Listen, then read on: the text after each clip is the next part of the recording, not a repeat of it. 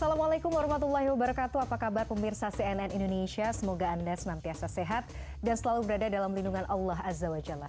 Alhamdulillahirrahmanirrahim. Senang sekali hari ini saya Miladia Rahma kembali menjumpai Anda dalam program Gapai Kemuliaan.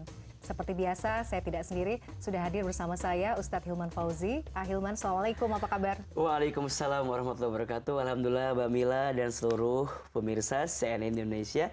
Mudah-mudahan kita semua dalam keadaan sehat walafiat. Amin, amin, ya rabbal alamin. Hilman, terima kasih sudah hadir di studio. Dan pemirsa, hari ini kita akan membahas sebuah tema yang menarik terkait bahaya ghibah, Hilman. Ya pemirsa, bagi Anda yang memiliki pertanyaan, Anda juga bisa menyampaikan pertanyaan Anda melalui email yang tertera di layar kaca. Hilman, langsung saja. Iya. Sebenarnya kan kita sudah terlalu sering ya mendengar istilah ghibah, menghibahi A, si B, si C begitu. Tapi sebenarnya dalam konsep atau definisi dalam Islam, ghibah itu apa sih? Iya, ghibah itu kan membicarakan aib orang lain di belakangnya. Atau menggunjing ya, aib atau kekurangan atau kejelekan atau kesalahan orang lain di belakang orang tersebut. Itu namanya ghibah. Dan luar biasa ya, dosa ghibah itu diibaratkan seperti memakan bangkai saudaranya. Ya kalau kita mau lihat apakah itu masuk kategori ghibah atau tidak, kira-kira ketika orang lain tahu kalau kita membicarakan aibnya, akan tidak suka nggak gitu? Akan tersinggung nggak? Akan tersinggung nggak? Akan sakit hati nggak? Kalau ternyata ketika dia tahu akan sakit hati, akan tersinggung, berarti masuk kategori ghibah. Masuk kategori kita menggunjing atau membicarakan aib orang lain. Maka di dalam Islam, ini diantara perilaku yang harus kita tinggalkan dan harus kita jauhi. Kenapa? Karena perkara ghibah akan mengantarkan keburukan. Perkara ghibah akan mengantarkan kepada kebencian, dan perkara ghibah akan mengantarkan kita pada kondisi yang tidak akan mengantarkan kebaikan. Orang kalau sudah berghibah, ini kan biasanya tidak lantas datang begitu saja. Ada prosesnya. Kalau kita lihat di dalam surat Al-Hujurat ayat 11, ayat 12, di situ dijelaskan beberapa perilaku-perilaku yang mengantarkan kita pada ghibah pada akhirnya. Yang pertama biasanya orang itu mulai dengan mengolok-olok. Ya, mengolok si A, mengolok si B. Dia merasa bahwa diri lebih baik sehingga orang lain bisa dia olok-olok dengan mudahnya. Yang kedua, dia menghina. Awalnya mengolok-olok, nanti naik level lagi menghina. Kalau sudah menghina, biasanya memanggil dengan panggilan buruk. Ya, kalau sudah begitu, timbul kebencian. Kalau udah benci, maka nanti masuk yang selanjutnya, prasangka buruk, suudzon. Kalau sudah prasangka buruk, sibuk selanjutnya tajassus, mencari kesalahan. Orang kalau udah benci kepada seseorang, biasanya prasangka, suudzon. Kalau udah prasangka, pasti mencari kesalahan orang itu. Dan kalau sudah sibuk mencari kesalahan orang, nextnya pasti menggibah, menggunjing kesalahan atau keburukan orang tersebut. Padahal ingat, Allah sampaikan kepada kita bahwa innamal mu'minuna ikhwah. Sesungguhnya orang beriman itu seperti saudara.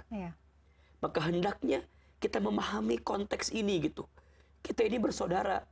Kita ini diciptakan oleh Tuhan yang sama.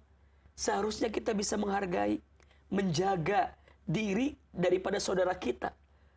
Karena orang yang menggibahi berarti sama dengan dia menghancurkan dan menjatuhkan saudaranya. Padahal itu adalah bagian yang harus kita jaga dalam kehidupan ini. Maka wajar kenapa sikap ini harus kita jauhi, karena akan akan merusak sebuah hubungan kekeluargaan, akan merusak persaudaraan, akan merusak ukhuwah. Sedangkan agama ini dihadirkan untuk saling mempersatukan, bukan saling memecah, bukan saling menjauhkan di antara kita. Maka di antara yang Nabi lakukan pertama kali ketika hijrah dari Mekah ke Madinah adalah Nabi mempersaudarakan antara kaum muhajirin dan kaum ansor. Ini penting, bahwa ukhuwah itu kekuatan. Sehingga jangan sampai kita merusak ukhuwah dengan perilaku ghibah yang sering kita hadirkan dalam kehidupan kita. Nauzubillahi min dzalik. Hilman, berarti kan sebenarnya dalam Islam pun diajarkan ya, kalau kita misalnya nggak suka atau mungkin kurang berkenan dengan perilaku saudara kita, ada adab menasehati, Betul, begitu ya. betul. Daripada harus ngomongin di belakang. Betul. Gitu. Adab menasehati itu seperti apa? Ada. Yang pertama tentu ketika kita menasehati, nasihatilah seseorang dengan penuh hikmah. Kan begitu. Ud'u ila sabili rabbika bil hikmah. Ya, apa itu hikmah? Dengan kebijaksanaan, dengan arif. Kita bisa melihat waktu, tempat, kondisi ketika seseorang ini kita nasihati. Ya, kita juga harus melihat ini yang kita nasihati siapa, kapan waktunya. Karena ada orang yang ketika dia sedang punya persoalan, kadang tidak harus kita nasihati langsung. Kita butuh jeda, kita butuh waktu agar nasihat kita bisa sampai. Maka dalam menasihati kan juga ada kesabaran di dalamnya. Wa tawassau bil haq wa tawassau bis sabr. Kenapa ada kalimat sabar?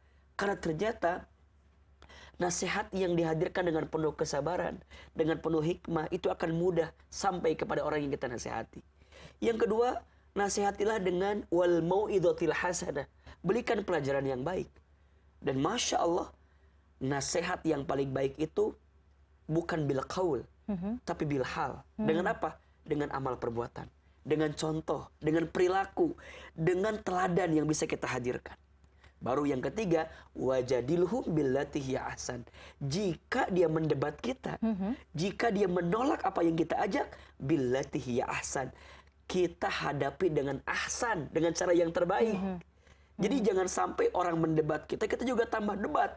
Ya, biasanya terjadi seperti itu tuh kadang-kadang. Perdebatan tidak akan mengantarkan kebaikan. Ada bahasa kalah jadi apa tuh? Jadi arang katanya, menang jadi apa abu, gitu ya. kan, jadi abu. Ya karena dalam perdebatan tidak ada yang bisa dihadirkan. Jadi belajarlah menasihati orang dengan cara apa? Dengan hikmah, dengan pelajaran yang baik. Dan jika ada penolakan, maka tolaklah dengan keadaan yang baik juga. Jangan sampai ketika ada orang yang kita pengen nasihatin, tapi kita memilih jalan bergibah. Berarti kan memperkeruh suasana. Udah mah orang itu tidak menemukan kebaikan, ditambah dengan perilaku gibah kita. Yang ada akan mengantarkan perbuatan-perbuatan yang buruk. Bayangkan kalau orang yang kita gibahi sakit hati. Kalau orang yang kita gibahi ternyata merasa terzolimi. Yang ada kita akan dituntut nanti di pengadilannya Allah Subhanahu wa taala karena perilaku yang pernah kita lakukan. Maka bertobat. Perbaiki diri. Jauhi sifat gibah ini. Jauhi perilaku gibah ini. Karena ini perkara yang tidak akan mengantarkan kebaikan untuk kita. Nah, Hilman, memang kadang-kadang sulit sekali ya menahan lisan untuk nggak ngomongin orang. Itu tuh salah satu yang kadang-kadang, apalagi untuk perempuan ya. Kadang-kadang tuh, kalau untuk diam itu kadang-kadang sulit. Nah, tapi gini, kondisinya misalnya kita terlanjur sudah menghibahi orang. Dan kita tahu itu salah. Apa yang segera harus kita lakukan? Pertama, berhenti. Berhenti untuk tidak melakukan sesuatu yang salah tadi. Ini kan kadang-kadang mohon maaf ya, kalau udah ngomongin orang, bawaannya pengen nagih kan. Suka lupa waktu. Suka lupa waktu dan suka tempat gitu. Suka salah tempat juga. Makanya kalau udah tahu salah, berhenti. Yang kedua, perbaiki diri kita. Ya, kan orang yang suka menggibahi orang itu karena dia tidak punya waktu untuk melihat dirinya sendiri. Iya kan? Ada bahasa semut di ujung lautan terlihat, gajah di pelupuk mata tidak terlihat. Orang yang sibuk dengan kesalahan orang lain, hakikatnya karena dia tidak punya waktu untuk melihat dirinya sendiri gitu. Sehingga waktunya dihabiskan untuk apa? Untuk melihat kekurangan orang lain. Padahal hakikatnya boleh jadi kekurangan kita lebih banyak dibanding orang yang kita gibahi. Maka hati-hati, belajar untuk melihat segala sesuatu dengan kacamata yang penuh kelembutan, sehingga tidak disibukkan dengan membicarakan aib orang lain. Baik, Kak Hilman, kita masih akan bahas lagi terkait gibah ini. Pemirsa jangan kemana-mana, Gapai Kemuliaan akan kembali setelah jeda yang satu ini.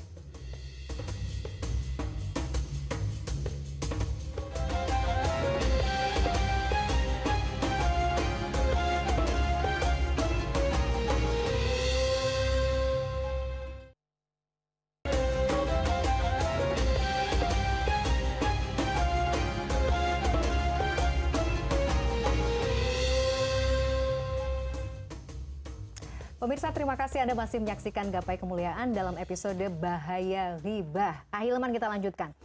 yang namanya ngomongin orang, kalau konteksnya misalnya begini, ada yang kerja jadi HRD misalnya, ya, harus assessment misalnya seseorang, kan kita kadang harus melihat kekurangannya apa, kelebihannya apa, kekuatan orang ini apa gitu. Kemudian di-assess begitu ya.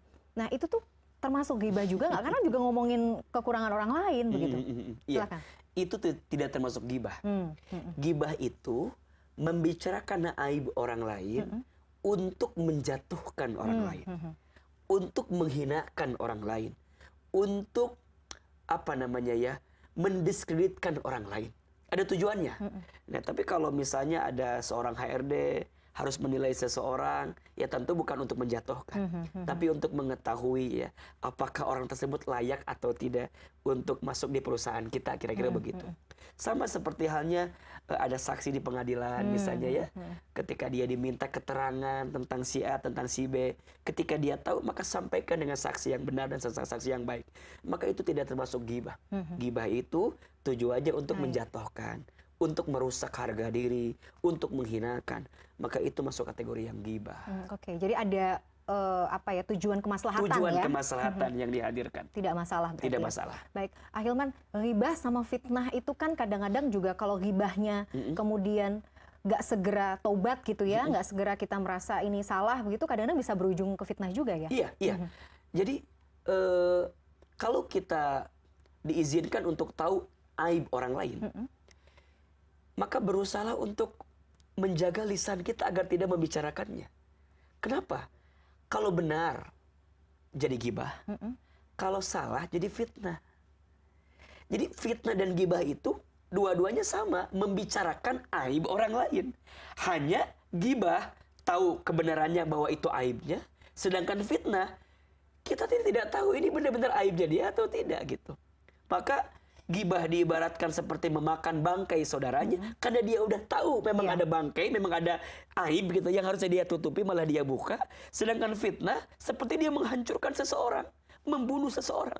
Makanya wajar kalau kemudian disebutkan al-fitnatu asadu minal qatl. Fitnah itu lebih kejam daripada pembunuhan. Kamu bukan hanya merusak dirinya hari ini, tapi boleh jadi karena fitnah engkau merusak masa depannya. Engkau mengambil harga dirinya. Engkau memberikan pengaruh kepada orang sehingga orang jadi benci kepadanya. Bayangkan, gara-gara satu ghibah, satu fitnah yang kita lontarkan membuat banyak orang jadi benci kepadanya. Bayangkan kalau beberapa orang yang kemudian tidak bisa kita bendung kata-katanya. Makanya hati-hati untuk membicarakan aib orang lain. Lisan itu benar-benar menentukan ya. Salamatul insan fi hifdzil lisan. Selamatnya manusia tergantung lisannya. Maka belajarlah untuk coba menata hati gitu ya. Menjaga lisan kita. Kita jangan terperdaya gitu dengan keadaan yang kemudian udah yang penting kita bicarakan dia. Lihat efeknya, lihat dampaknya. Di dunia mungkin kita bisa berkilah, tapi ketika kita kembali kepada Allah, dengan cara apa kita harus kemudian menutupi setiap apa yang sudah kita lakukan. Maka dalam hidup ini akhlak menjadi penting. Ya. Kesempurnaan iman seseorang itu dilihat daripada akhlaknya. Bahkan Nabi itu kan diutus untuk apa? Menyempurnakan akhlak. Innama bu'istu liutammima makarimal akhlak. Sesungguhnya aku diutus, kata Nabi, untuk menyempurnakan akhlak. Dan Nabi menggambarkan kepada kita bagaimana kita menghargai orang, bagaimana kita menjaga harga diri orang, bagaimana kita menghormati orang, bagaimana kita memuliakan orang. Ini di antara sikap yang harus kita hadirkan. Jadilah besar dengan tanpa mengecilkan orang lain. Jadilah mulia dengan tanpa merendahkan orang lain. Jadilah bahagia dengan tanpa menyakiti hati orang lain. Tidak lantas dirimu jadi mulia kalau engkau merendahkan orang lain. Tidak lantas dirimu jadi besar dengan cara mengecilkan orang lain. Dan tidak lantas engkau jadi bahagia kalau engkau menyakiti hati orang lain. Orang yang berghibah, orang yang berfitnah, dia merasa dia lebih daripada orang. Boleh jadi antara kita dengan orang yang kita gibahi, boleh jadi dalam pandangan Allah lebih mulia orang yang kita gibahi dibanding kita yang menggibahinya. Maka ingatlah dengan prinsip ini. Sebaik-baiknya diri kita, lebih baik orang lain. Seburuk-buruknya orang lain, lebih buruk diri kita. Jika itu kita pahami, maka insya Allah kita akan terjaga dari perbuatan ghibah tadi. Ahilman, misalnya nih, kita lagi kumpul sama teman-teman. Iya. Kita sudah tahu hukumnya gibahin orang tuh nggak boleh. Iya. Tapi kemudian yang nama teman-teman heboh ngomongin si A, si B, si C. Iya. Harusnya kita gimana? Diem aja berarti ya? Iya. Ya jangan diam. Harus nasehatin ya? Diam dengan seksama dan mendengarkan. Gitu ya. Sama aja berarti Sama aja. ya. Iya, Nabi menyampaikan kepada kita, jika engkau melihat satu kemungkaran, maka rubahlah dengan tanganmu. Jika tidak bisa, rubahlah dengan lisanmu. Jika tidak bisa, rubahlah dengan hatimu. Dan itulah selemah-lemahnya iman. Kalau bisa menghindar, menghindar. Okay. Kalau bisa nasehatin, nasehatin. Kalau nggak bisa, minimal hati kita tidak membenarkan perbuatannya. Okay. Jadi jangan sampai ketika ada orang yang ngajak gibah, kita juga mengaminkan gitu. Iya, begitu loh. Nah, berarti kita tidak bisa berpihak pada kebenaran itu. Maka jagalah, maksudnya pilih-pilih tata hati kita, ya kan? Berteman itu sangat penting. Maka Nabi begitu sangat luar biasa ya. Kalau kamu ingin melihat seseorang, lihatlah temannya. Ya, karena engkau akan tergambar seperti apa dirimu tergantung temanmu. Berteman dengan teman baik seperti berteman dengan penjual minyak wangi. Engkau akan kecipratan wangi daripada minyak wangi tersebut. Berteman dengan teman yang buruk, engkau seperti berteman dengan pandai besi. Engkau tercium baunya yang sama dari orang yang buruk tersebut. Maka ya, berteman boleh, tapi bertemanlah dalam kebaikan. Jangan sampai ya berteman kemudian kita bersilaturahim tapi dikotori dengan perilaku-perilaku ghibah yang kita isi di dalamnya. Memang terasa indah ya sesuatu itu ya, nikmat sekali. Tapi kalau kita bayangkan bagaimana dosanya, kita akan benar-benar menjaga untuk tidak membicarakan aib orang lain. Lebih berhati-hati. Jadi kalau hati-hati ya, kalau kita berteman dengan orang yang suka membicarakan aib orang lain di depan kita, ada kemungkinan satu saat dia pun juga membicarakan kita di belakang kita. Jadi kalau kita misalnya mau mengingatkan, ya, sok soleh nih, sok solehah nih, ya, langsung minder nih, aduh. Jadi gimana nih? Jadi nggak usah diperhatiin ya? Iya, maksudnya makanya balik kepada yang tadi di segmen pertama, ketika menasehatinya harus arif gitu. Iya, betul. Kadang ada nasihat yang tanpa nasihat. Jadi diamnya jadi nasihat. Tidak setujunya jadi nasihat. Iya. Merasa bahwa ini bukan sesuatu yang benar, itu juga nasihat. Jadi ada nasihat tanpa nasihat. Dengan cara kita menolak apa yang dihadirkan, juga itu adalah nasihat. Tanda kita nggak setuju. Maka ya kadang kita harus memilah dan memilih gitu ya. Lebih baik kehilangan sesuatu karena Allah daripada kehilangan Allah karena sesuatu. Dan ingat dosanya ya. Ingat dosanya. Ingat. Makanya kalau ya kan manusia tempatnya salah, tempatnya dosa ya. Berlindunglah kepada Allah agar kita dijaga gitu. Untuk tidak berperilaku yang tidak baik itu. Tapi membicarakan orang lain untuk mengambil ibroh misalnya boleh. Tapi tidak menyebut nama. Tidak menyebut nama dan tidak disebutkan bau untuk menjudutkannya. Ya bilang aja seperti si fulan, seperti si fulan gitu. Untuk mengambil ibroh ya, pelajaran, bukan untuk menjatuhkannya. Jadi yang membedakan antara antara ini ghibah atau ini bukan itu lihat tujuannya apa. Kalau menjatuhkan orang berarti masuk kategori ghibah. Tapi kalau tidak, misalnya kita mengambil ibroh dan pelajaran, dan ini tentu tidak akan diperpanjang gitu loh. Kalau terus ditanya-tanya berarti emang dia udah ada niat untuk menjatuhkan orang tersebut. Baik. Ahilman, kita masih akan bahas dalam segmen selanjutnya. Pemirsa jangan kemana-mana, Gapai Kemuliaan akan kembali setelah jeda yang satu ini.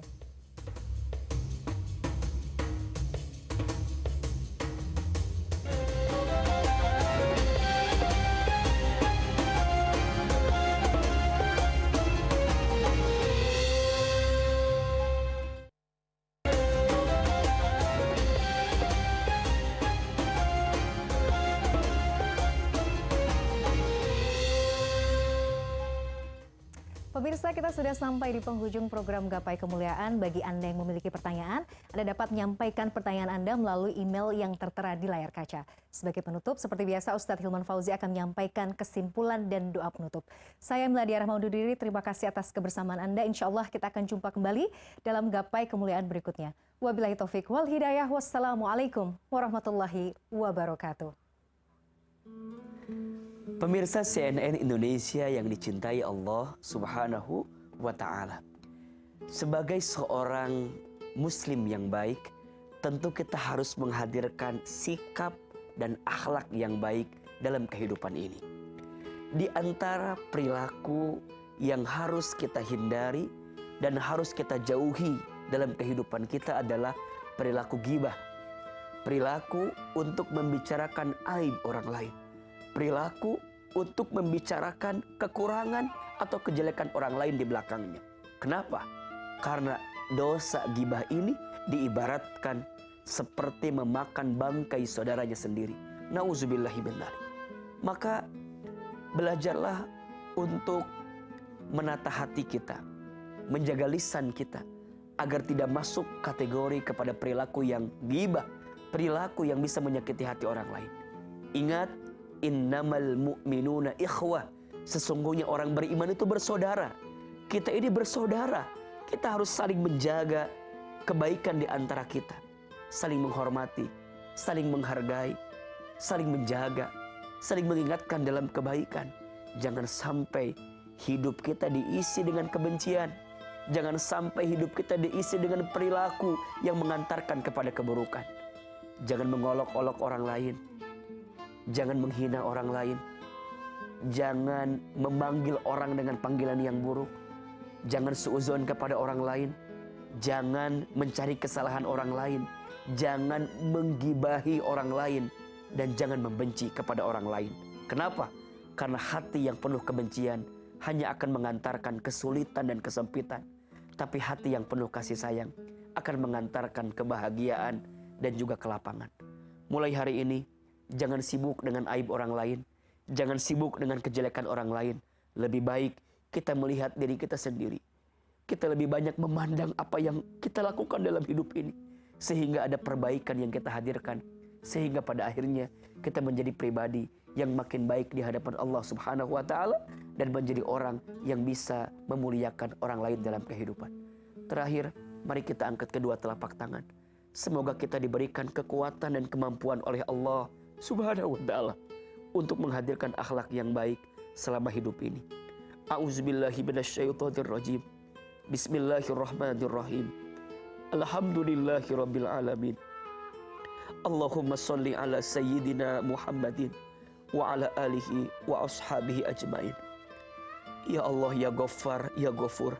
Duhai Allah yang Maha Pengampun, ampuni dosa-dosa kami ya Allah. Ampuni kesalahan kami ya Allah. Ampuni kekurangan kami dalam hidup ini ya Allah. Ya Allah, limpahkan ampunan Engkau kepada kami atas setiap perilaku buruk yang pernah kami lakukan. Ya Allah, ampuni lisan kami jika pernah berbohong. Ampuni lisan kami ya Allah jika pernah menghina dan menjatuhkan orang lain. Ampuni lisan kami ya Allah jika pernah melakukan fitnah dan ghibah kepada orang lain. Ya Allah, sungguh kami berlindung kepadamu dari perbuatan dosa yang pernah kami lakukan. Berikan kesempatan kami bertobat sebelum kami wafat. Perbaiki hidup kami, perbaiki akhlak kami, agar semakin baik kepada setiap manusia, sehingga kami mendapatkan kemuliaan dari sisimu ya Rabbal Alamin. Rabbana la tuzigh qulubana ba'da idh hadaitana wa hab lana min ladunka rahmah innaka antal wahhab. Ya Allah, lembutkan hati kami, tenangkan perasaan kami, dan bimbing hidup kami agar lebih baik daripada kehidupan kami yang sebelumnya. Rabbana atina fid dunya hasanah wa fil akhirati hasanah wa qina adzabannar. Subhana rabbika rabbil izzati amma yasifun wassalamun alal mursalin walhamdulillahi rabbil alamin. Amin ya rabbal alamin. Semoga kita semua diberikan kekuatan dan kemampuan oleh Allah Subhanahu wa taala untuk menjalani hidup ini dengan perilaku dan akhlak yang baik. Wabillahi taufik wal hidayah. Wassalamualaikum warahmatullahi wabarakatuh.